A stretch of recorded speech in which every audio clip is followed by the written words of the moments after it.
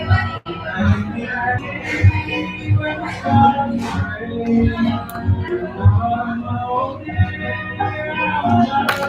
folks, Troy Dooley, the Beachside CEO, and we are here again at Maple Street Biscuit Company. And I tell you what, love these guys here. Matter of fact, I was just talking with Rebecca, the community leader at this establishment, and she had a big smile on her face because today, Friday, usually in the off season, and that's kind of where we're at right now, is that off season.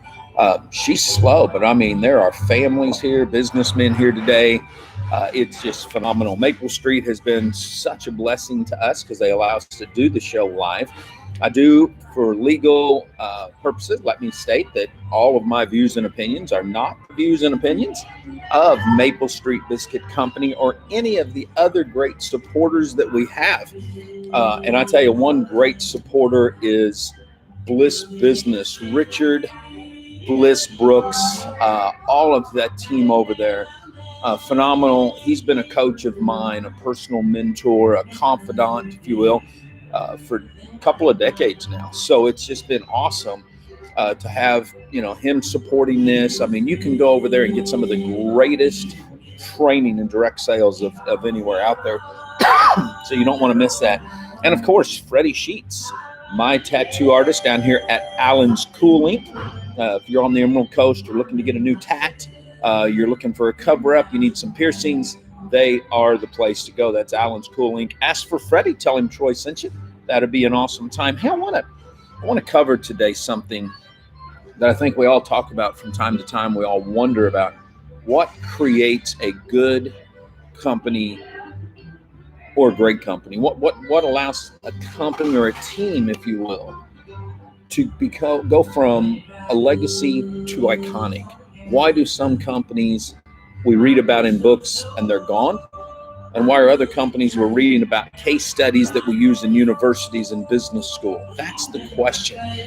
I'm studying right now a variety of companies in the direct sales space, looking at private companies, public companies. Last night I was on the phone with a tremendous businessman. He was on his way home from his day at work. This was about 8:30 last night. He took the time out to give me a call. And the reason I wanted to talk to him is because he has created something that was a one-man operation 30 years ago that now has several locations in the state of Texas. They have several entities, law firms, software companies, formulation companies, manufacturers, distribution, you name it. He has created a one-stop shop, and I just wanted to learn more about his operation, what made him tick. So he was just great to give me a call back. He had just gone to help a company, had a company come to him that were floundering. They needed help, and he said, look, let me help you out, and he did that. And so I wanted to get his mindset. I'm also looking at some pubcos and looking at the common denominator there. What happens when the founders are either pushed out of the company or they leave for whatever reason? And there's some great historical foundation there. Some of these companies, when that happens, continue to stay close to their ethos and they move forward. Some of them don't. We're not going to name company names today. I'm going to be talking about them in the near future. But I started looking at some denominators. What really helps this? What creates this? And this is what I've come up with. At the end of the day, no matter what industry you might say you're in, no matter what that space, that niche is, it's all about the people. And I mean all the people, the internal people, the external people, your support staff, regulators, I don't care what. It's all about the people. And the companies that I've seen who are succeeding on their way to becoming iconic, they've not missed the boat. Remember that it's all about the people. It's not about diluting your history, wiping out your history, pretending your history doesn't exist. It's about embracing everyone who's been around your company, everyone that's around your family. I don't care what, this works no matter who it is. What I'm about to share will help you flip it to a whole new level in your personal life or your business life. But if you forget about the people that helped you along the way, if you forget about your founders for whatever reason because they're gone, if you forget about your your questionable history and the people that were involved there, and you wipe it out, then there's no way that you can become an iconic brand. Because what I've looked at is every person that we might look at as famous or rich or influential, always keep it about the people.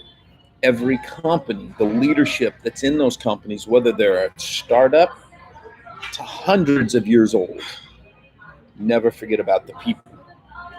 And that is the key. Number one, you've got to know who you are.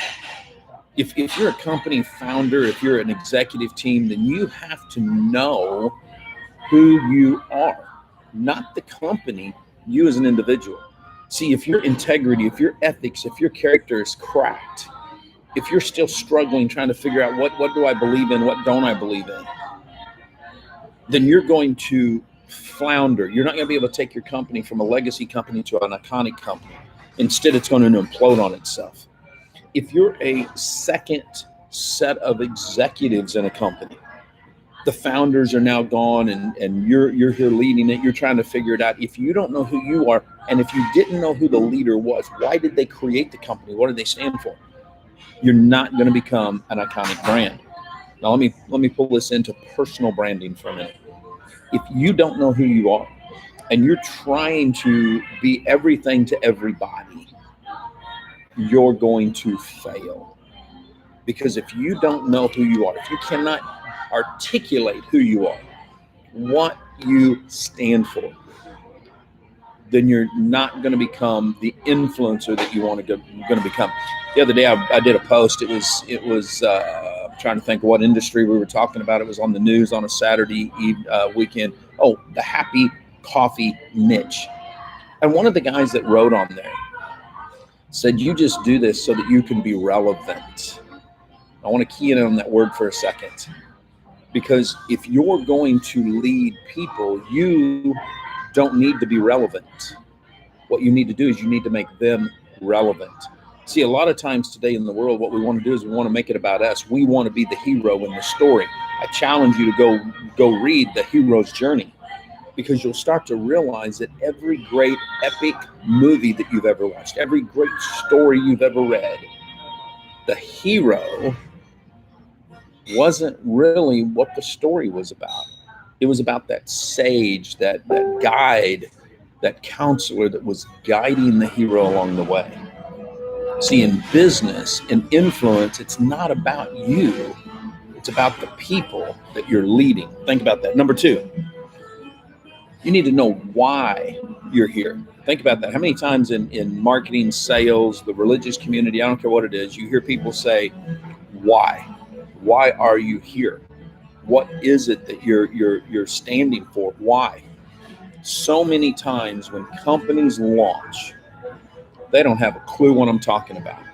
Matter of fact, when I do the direct selling edge conferences and I start talking about why, I start talking about the culture, I start talking about the people, I will have my sessions sign up for the breakouts, because people are trying to understand, wait a minute, we never gave that a thought. We've only been thinking about profits. We've only been thinking about comp plans. We've only been thinking about our product. Why? Why did your company get founded? I was talking with Al Bala the other day over at Manatech, CEO, phenomenal leader. And as we were talking, I said, Al, why was Manatech launched? See, Al is like second generation of the company. Sam Castor was the founder. Sam has gone on and is doing other great things. He's not part of that company anymore. I said, you guys got to get back to your ethos. You've got to know why the company exists. And I took it even deeper and said, Al, you've got to know why you exist. Why are you at Manatech? I'm studying another company right now. Texas has got some great companies, guys, and they've got such colorful backgrounds. And I'm studying a company right now that we're going to be reporting on here in the next couple of weeks, I think. And as I was talking to people that are in that company and no longer in that company, and I'm digging deep, I said, what is it that launched this company? I had the opportunity last week to talk to the founder of that company. He had just come back into the United States from a trip.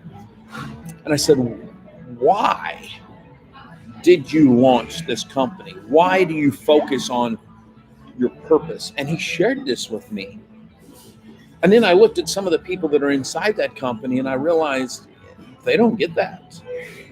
This is a company that is in some momentum right now. It's kind of cool to watch. But I thought they won't be able to go from what Jim Collins calls good to great. They won't be able to go from legacy to iconic if they can't get back that why.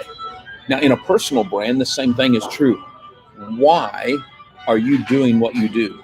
Why do you feel called to do what you do? Maybe you're a influencer in the health and wellness arena. Why is health and wellness so important to you? I had a client a few years ago and they launched a health and wellness company, and I'm in the boardroom working and I look up and the CEO of the company, health and wellness company, is out smoking a cigarette. Disconnect. Okay, you cannot have a disconnect. I'm proud to say this gentleman is just an awesome individual. He learned some stuff personally, changed his health. His company's exploding today. It's wonderful to see. They could go on to become an iconic brand.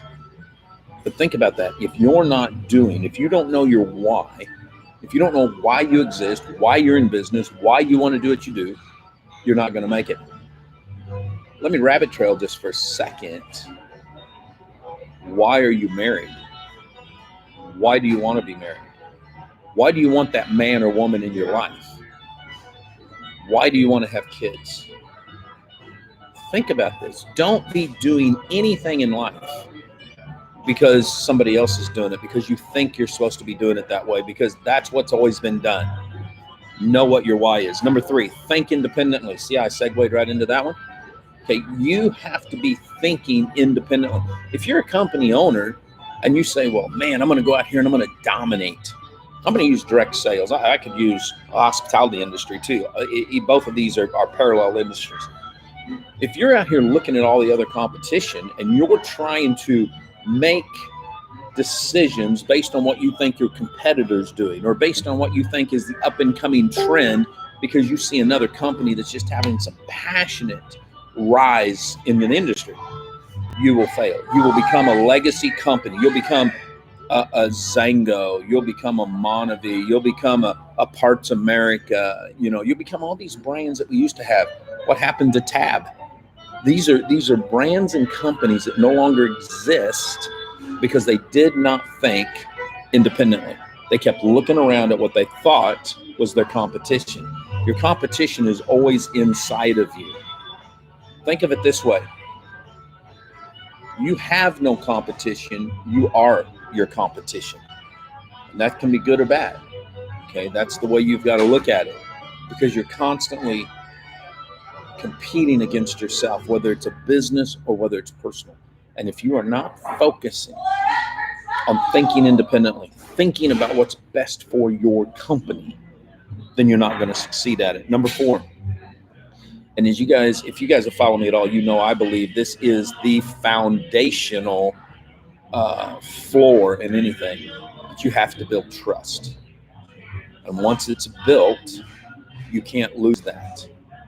Here's what I see a lot in corporate America, and then we'll talk about the personal branding side. Excuse me a minute. No, that's not placement of the sponsor, okay? What kind of was? Here's what I'm talking about. If you've built trust in a company, the founder's excited, people buy into your purpose, everything's awesome. And internally, there's cracks in the foundation, the character, there's fighting amongst the partners, whatever the case may be. Then you're going to lose that trust eventually, and here's why. Founders leave, purposes do not. If the new executive team that is there is more focused on profits, they're more focused on shareholder value, they're more focused on bottom line, they're more focused on margins, and they're not focused on the people, they're not focused on building the trust, they're not focused on keeping the trust, then you will fail. You will never, ever be able to build an iconic company. Ever. Trust is built through the fire. Trust is built when there are challenges facing the company and you're honest and you're straightforward and you don't spin it and you don't sugarcoat it. You tell the truth. It could be in your corporate filings, it could be on stage, doesn't matter, public or private, no, doesn't matter. Same thing rings true personally. Let me bring this home for a minute. A lot of you guys know that one of my well, they were our largest client back in 2012, 2013 was a company called Rex Venture Group who owned a retail brand called Zeke Rewards. Long story short, Zeke Rewards became known as the world's largest Ponzi scheme based on the amount of people that had joined it. Over 1 million people in less than 24 months joined this worldwide. They made, I think, close to $1 billion in this. They were a client of mine. Company goes down. I get a subpoena from Washington, D.C., from this little agency known as the Securities and Exchange Commission. Long story short, I have a great attorney. We go in, we talk to them, we explain everything that they want to know. We're very straightforward. I have nothing to hide. I wasn't in the company. I wasn't part of the company. I was the outside consultant of the company.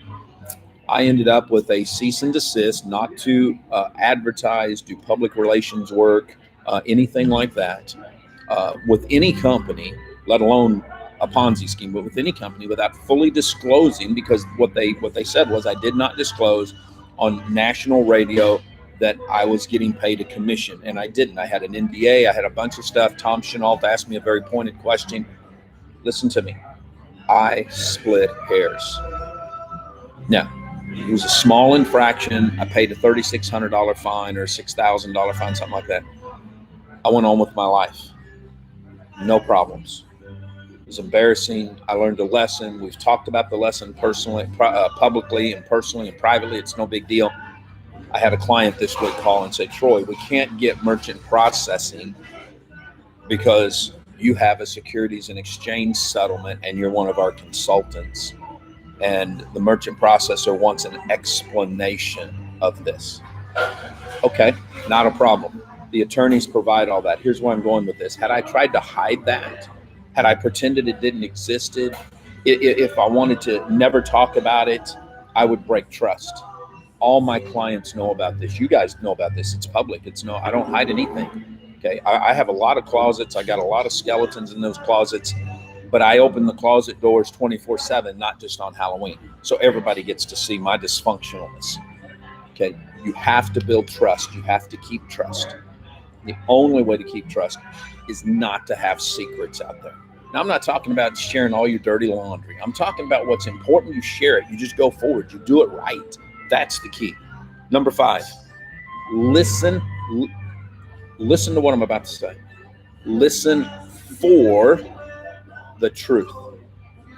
Listen for, that's the key word, the truth. Don't try to make the truth up yourself. Don't spin the facts to try to make a new truth. Don't pretend that's not the reality. Listen for the truth. When critics come and ask questions, don't try to stifle those questions. Listen to them. Now, in the past, I've not felt this way. And there's websites out there. Oh my gosh, those websites suck. They never say anything positive about anybody. I started learning something about this. We started realizing there's always an ounce of truth in a pound of criticism. And when you start looking for the truth, when you start listening for the truth, you actually are able to look at and find cracks in the foundation of trust and fix those. See, when you fix that, it's powerful. A few years ago, I was doing some, it's what my baby girls all say, hey, Daddy's acting like he's 17-year-old Troy again. And I was out here at one of our shopping malls jumping around on walls and goofing off, and I jumped off of a 9-foot wall and broke my heel in 3 spots. It was painful. If it just sucks is what it does. Here's what I learned from my orthopedic doctor. He said, Troy, when we press the heel back together and we bind it and you leave it in the cast for about 6 months, here's what will happen. It will be stronger than your other heel because the body, once it's been broken, strengthens the calcium deposits in the bone more. I thought, well, think about this. When you listen for truth, when you listen for truth, when you fill your cracks in the trust factor, here's what happens. Your foundation of trust becomes stronger. Had I hidden the fact that I have a former client that happened to become the world's largest Ponzi scheme, and I shove that away and I never talk about it, and a client has an issue like they had this week trying to get merchant processing, you think I'm going to stay on as a consultant? No, they're going to terminate my butt.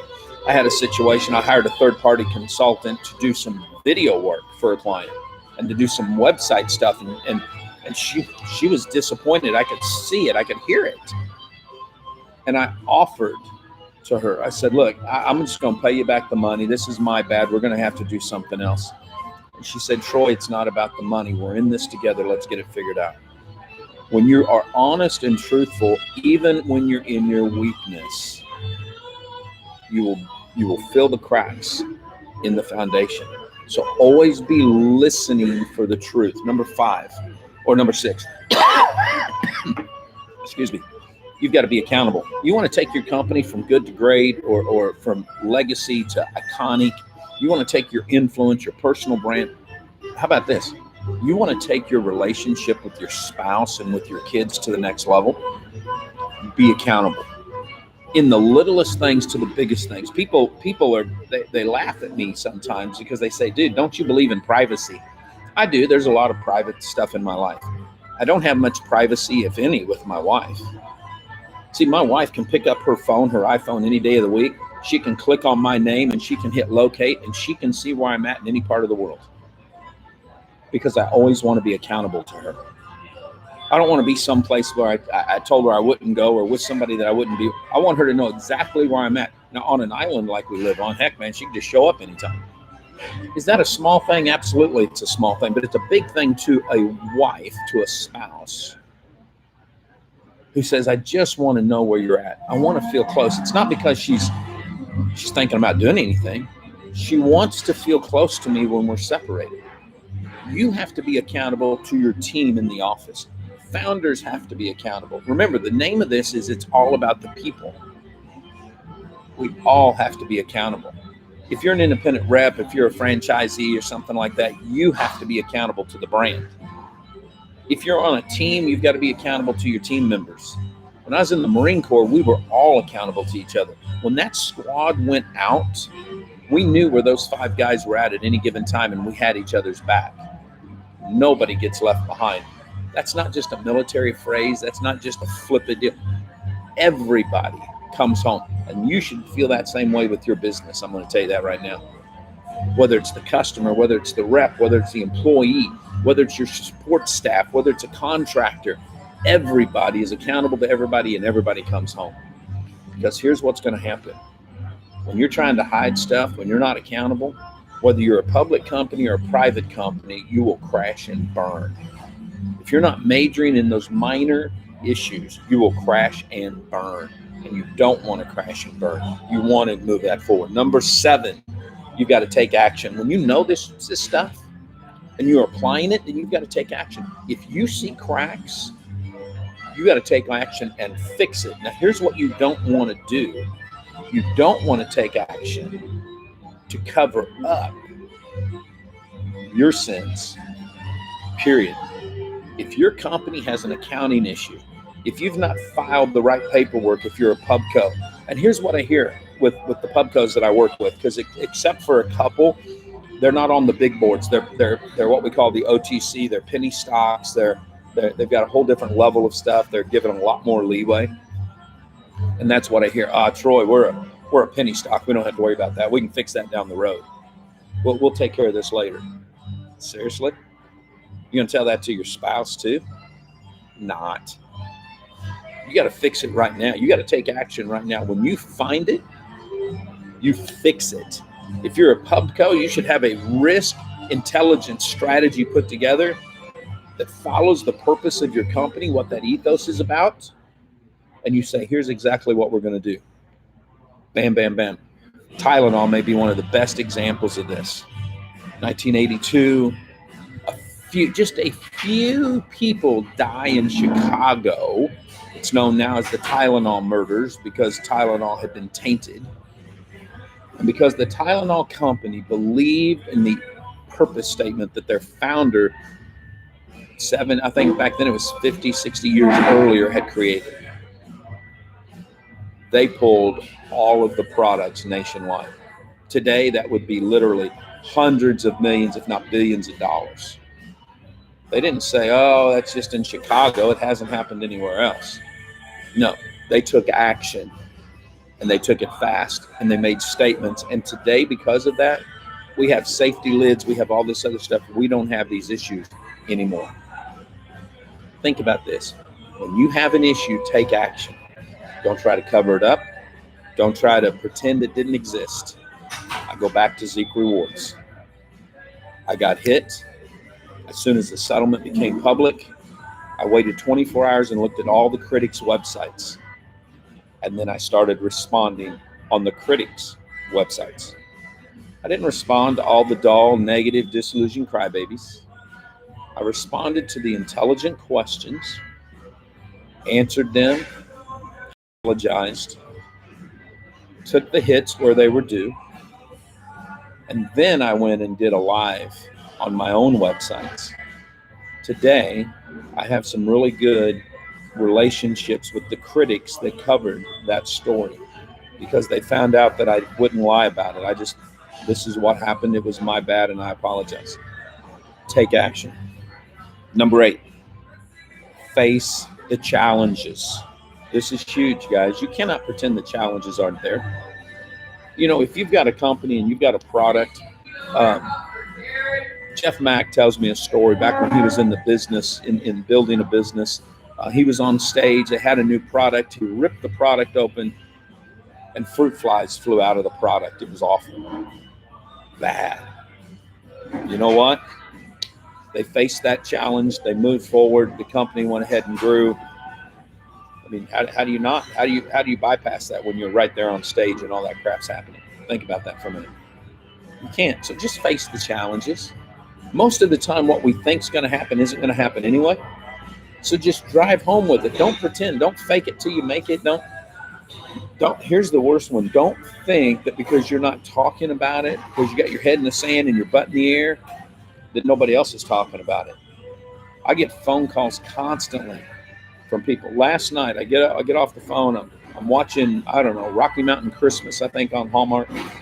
My text goes off from a top rep and the CEO of a company asking me a question about another company. It's not public information what's going on with that company. They came to me because they figured I'd know. I text back real quick their answer. Somebody is talking about what's going on. So don't pretend that you don't have any challenges. Face the challenges. Right now we see a lot of FDA, I started to say interference, and I don't know that interference is the word I want to use there, but it's the one that comes to mind. Because when you're a pioneering company, when you're out there trying to do something, what usually happens is you will ride the edge. So you're going to try some new ingredient. You're going to try a new formula. You're going to do something. But when the FDA comes in and shuts down that product line, if they question or ban that ingredient, don't not talk about it. Don't change the formula and don't tell anybody because the results are going to be different, which takes us back to you losing trust and everything else. When you face challenges, just talk about it. Face the music, talk about it, roll forward. Richard Brooke is really good at that. He went through a situation a few years ago, and he asked for some advice, and I gave him the advice, and he drove that advice home. Brian McMullen, a few years ago, went through a situation, and he called and said, Troy, I don't know anything about this type of person, this type of dynamic. Can you give me feedback? And I said, yes, here's what I do, and here's how I do it. And he did it. Always face the challenge. Don't pretend. That's what you got to do. Number 9. Practice leadership. Now that actually might sound simplistic, if you will, but listen to this. In the military, we have a phrase that we use. Practice till you can't get it wrong. Period. It's not practice till you get it right. That's stupid. Practice till you can't get it wrong. When you're practicing leadership, you should be practicing till you can't get it wrong. Remember, it's all about the people. And if you're not focused on that, if you're not focused on becoming a better leader, if you're not focused on putting it into practice, if you're not focused on staying in your wheelhouse, not flipping out somewhere else, it's not going to work. So you constantly have to be doing that. You constantly have to focus on where you're supposed to be. And number 10, and this is sometimes the one that we forget about. It's not the one that isn't there when we start. It's where we forget about. You've got to dare to dream. You cannot let the minute issues, you can't let the busyness of the day, you can't allow that product launch to get in the way, and you forget to dream. See, every influencer, every individual, every company has been built on a dream. If the founder's gone, you better go learn what that dream was. So you can create a new dream, but you can't get rid of the old dream. You got to build upon that dream. And some of you say, "Oh no, Troy, that's not accurate. That's not correct," because we see companies change their brands all the time. They do. They change brands, logos, and all that. But let me give you an example.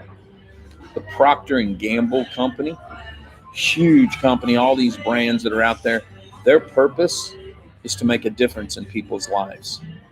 That's not just a tagline. That's just not a flippant answer. That's not just about the products they deliver. Let's look at a brand that maybe half the guys and gals listening here don't use, and the other half will laugh and say, "Why is he talking about this?" But Procter & Gamble owns a brand called Always. As a dad with lots of daughters and a wife, I've learned what the Always brand represents. So I'm at the store and there's a need once a month for me to really go out and make sure that the women in the family have what they need. And I'm looking at the Always brand. And I'm just thinking it's for girls. Another brand that Procter & Gamble owns is Pampers. So I'm going to use both of these for a minute. Funny how they all involve a woman. Think about this for a minute. To us, that's just diapers. To us, that's just feminine wears. But they dared to dream a dream. And they used those two products to change the world. See, the Always brand has a battle cry, literally a battle cry, like a girl. When you hear that phrase, it can be all kinds of stuff, and how many times in our life are we saying, "Man, you hit like a girl, you run like a girl, stop acting like a girl." Does that sound positive? Does that sound negative? See, in the Always company, every time a product's sold, they put money into educating girls in third world countries that when they start on their period, they haven't become cursed. See, in a lot of third world countries, when a girl starts her period, she goes home and never finishes her education. And they've taken a stance on that. With their Pampers brand, they take money from every sale. And they go and they inoculate little children for the normal everyday stuff that can kill them. They teach parents about malnutrition, about making sure their babies have enough nutrition in their body. Sometimes we have to dare to dream and remember why our company or why we started what we started. Because if we stop dreaming, if we stop realizing we can change a part of the world, we will never watch our brand, ourself, our business become iconic. We will never have the influence that we should have had to change the world. That's the key. Guys, stay humble, stay strong, and you've been listening to a voice in Main Street America.